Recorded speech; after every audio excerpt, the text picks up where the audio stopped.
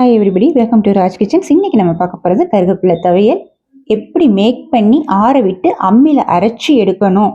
அந்த அரைக்கக்கூடிய முறை கூட நான் உங்களோட இந்த வீடியோவில் ஷேர் பண்ணியிருக்கேன். பார்த்துட்டு நீங்கள் வீட்டில் செஞ்சு பாருங்கள். சக்ஸஸ்ஃபுல்லாக அமைஞ்சிருந்தா ஒரு like, comment, share, subscribe, bell button.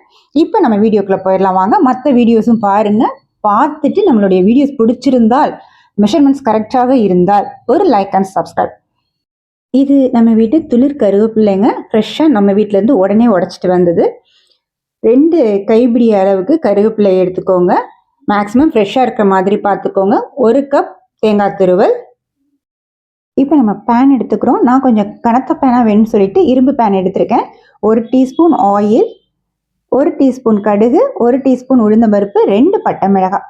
லைட்டாக செவக்கிற மாதிரி கிளறி விட்டுக்குங்க. கருத்துறக்கூடாது, அப்போ கருகல் வாசம் வந்துடும். அதனால் லைட்டாக செவக்கிற மாதிரி பார்த்துக்கோங்க.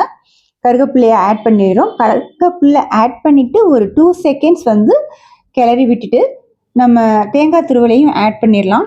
ஆட் பண்ணிவிட்டு ஒரு 5 நிமிஷம் வரைக்கும் ஸ்டவ்வை சிம் ஃப்ளேம்லேயும் மீடியம் ஃப்ளேம்லேயும் மாற்றி மாற்றி சேஞ்ச் பண்ணி வதக்கி விடுற மாதிரி பார்த்துக்குங்க.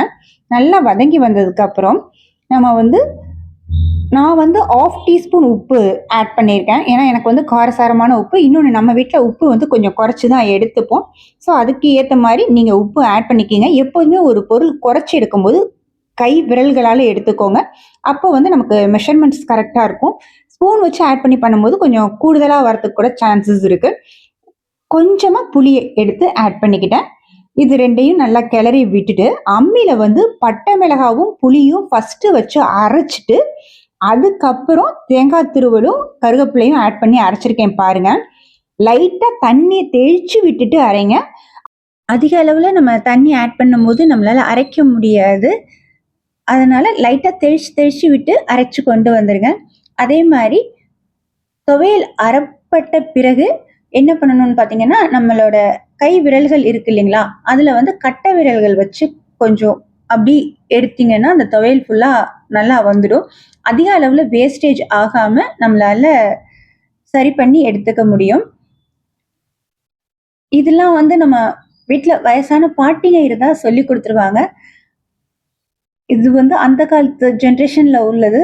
ஸோ எனக்கு இந்த அம்மியில் அரைக்கக்கூடிய பழக்கம் பிடிக்கும். நான் அந்த பழக்கத்தில் வந்தனால எனக்கு இது கொஞ்சம் உங்களோட ஷேர் பண்ண வசதியாக இருக்குது.